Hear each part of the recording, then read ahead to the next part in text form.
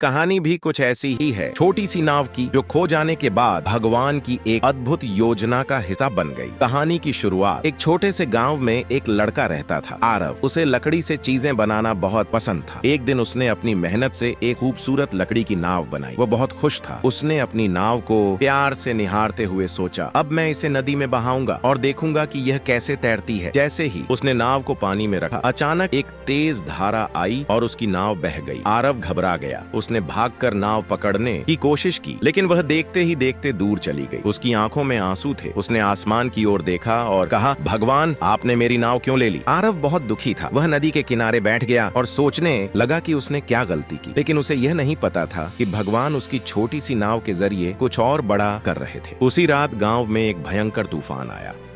बारिश इतनी तेज थी कि गांव का लकड़ी का पुल टूट गया और नदी का पानी बढ़ गया। गांव के लोग परेशान थे।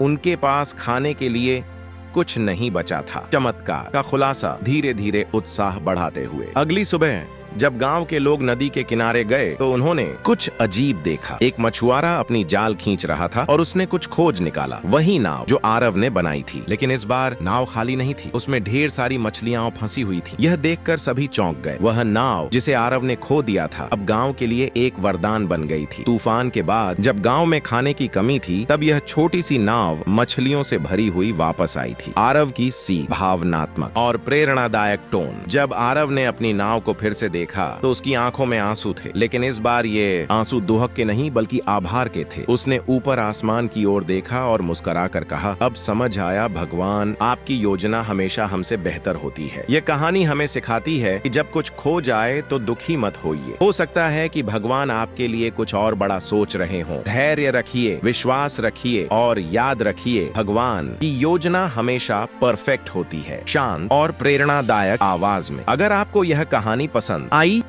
तो इसे लाइक करें और दूसरों के साथ शेयर करें।